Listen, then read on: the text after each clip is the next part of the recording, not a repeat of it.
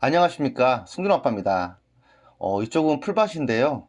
오늘 소개할 약초는 요즘 한창 들과 밭에서 이 보라색 꽃을 피우고 있는 제비꽃입니다. 제비꽃은 이 제비꽃과 열애살이 풀로 전국 각지에 분포하고 주로 야산이나 들의 양지에 서식합니다.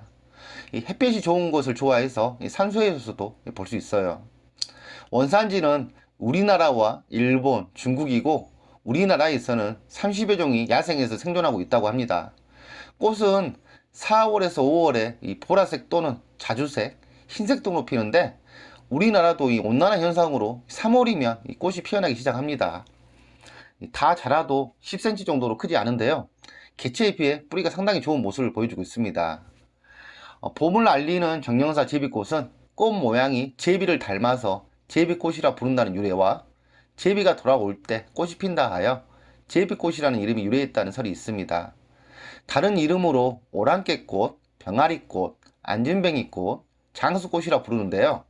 병아리꽃이나 안진뱅이꽃은 식물체가 작고 귀엽다는 데에서 얻은 이름이고요. 오랑캐꽃이라는 이름은 꽃뒤로 길게 나온 부리의 모습이 오랑캐의 머리채와 같다는 뜻에서 명명되었다고 합니다. 중국에서는 거지를 화자라고 부르는데요. 어느 마을에 화자라는 이름을 가진 사람이 둘이 있었습니다. 신기하게도 두 사람은 이 마을 저 마을 돌아다니며 동냥을 하여 자주 만나게 되었고 자주 만나다 보니 또 친하게 되어 둘이 의형제를 맺게 되었습니다. 두 사람은 이 동냥을 하고 돌아와서는 낡은 절에서 생활을 했는데요. 그러던 어느 날 동생이 생손가락이 곱는 이 병에 앓게 되었습니다.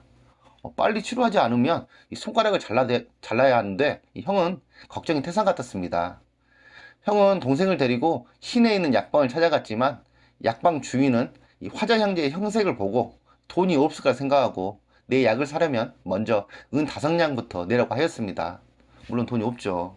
형은 무릎을 꿇고 애걸하며 제 동생을 구해달라고 매달렸습니다. 하지만 주인은 무정하게 두 사람을 내쫓아 버렸죠. 두 사람은 시내에서 돌아와 풀더미 위에 앉아 방법을 강구하였는데요. 동생은 통증이 참기 어려운지 시름소리를 절로 냈습니다. 형님, 나를 물속으로 던져버리든지 끈으로 목을 매어 죽게 해주세요. 너무 아파서 견딜 수가 없어요. 동생이 몹시 아파함으로 형은 이 발밑에 보이는 보라색 꽃을 따서 입으로 씹었다가 동생의 아픈 손가락에 발라주었는데 이 손이 불타는 것처럼 화끈거리다가 차츰 열이 내리고 신기하게도 이 통증이 없어졌습니다. 형은 그 보라색 꽃이 핀 풀을 뿌리채 뽑아 졸로 가지고 와서 꽃잎을 짓지어 동생의 아픈 손가락에 붙이고 나머지는 다려 먹였습니다. 이튿날 아침에 보니 놀랍게도 이 아프던 손가락은 거의 다 나아 있었고 2, 3일 뒤에는 마침내 완전하게 나왔습니다. 그 뒤로 두 화자 형제는 거지 노릇을 그만두고 산에 가서 그 약초를 캐다가 생인소를 앓는 사람들 찾아다니며 고쳐주었습니다. 그 약초는 꽃이 보라색이고 줄기가 마치 단단한 목과 같다고 하여 이름을 자화지정이라고 지었습니다. 이 자화지정을 우리말로는 제비꽃이라고 부릅니다. 실제로 제비꽃은 이 생인손을 앓을 때 날로 찍어 붙이면 신기하리만큼 잘 낫는데 갖가지 염증, 연주창, 피부염, 상처갈 고문대 등에도 찍어 붙이거나 달여서 먹으면 잘 낫는다고 알려져 있습니다. 우리 옛날 영화 혹시 치공 기억하세요? 거기서 송룡 나오죠. 아주 오랜 영화죠. 스승이 이름이 소화자였던 것 같아요. 예. 그러면 그게 풀면은 소시성을 가진 거지란 뜻이죠. 옛날에 송룡이 뭘 일을 해가지고 술을 받아서 그 스승에게 달려가던 모습이 갑자기 또 기억이 나네요. 소화자. 예. 이제 한방에서는 이 뿌리를 포함한 전초를 달여서 약재로 사용하는데 전립선염이나 방광염, 관절통 등을 치료하고 이 고혈압에도 효과가 있어서 뜨거운 물에 띄우거나 국으로 해서 먹기도 하고요. 진하게 걸러낸 즙을 통증이 있는 곳에 붙이면 이 붓기가 금방 빠지며 타박상에도 치료 효과가 탁월합니다. 그리고 간장으로 통하는 경로의 흐름을 좋게 하는 작용으로 염증을 제거하는 소염 작용 등 열을 내리고 독성을 해독하는 작용을 한다고 합니다. 대표 유효는 알아보겠습니다. 항암 효과가 있는데요.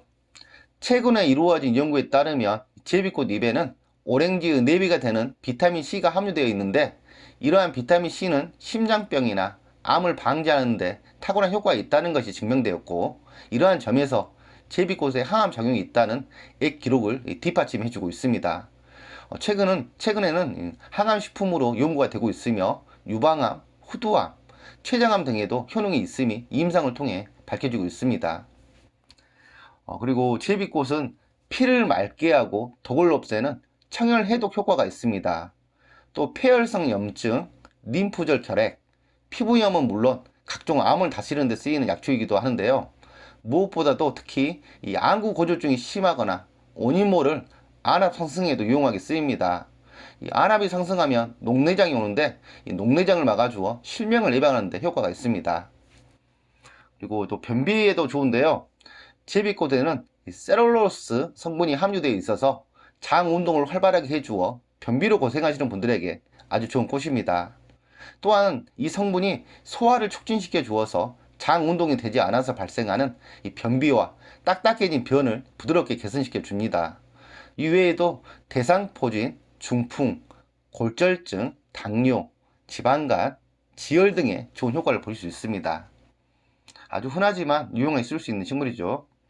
사용 방법 알아보겠습니다. 이 제비꽃은 4월에서 6월 사이에 전초를 채취해서 손질한 후 그늘에서 말려 사용하거나 생것을 사용하고 3월에서 4월에 어린 잎이 돋아날 때 채취하기도 합니다.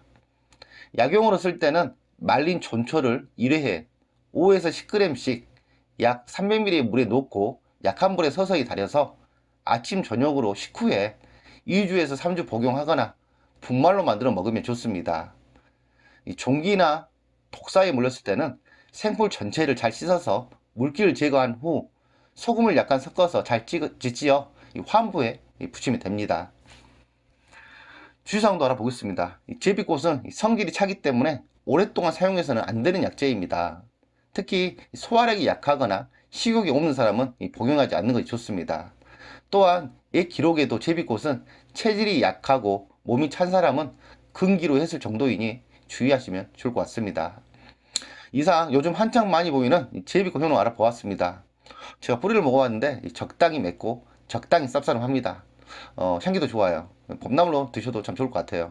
저희는 더 좋은 정보로 다음 시간에 뵙도록 하겠습니다. 감사합니다.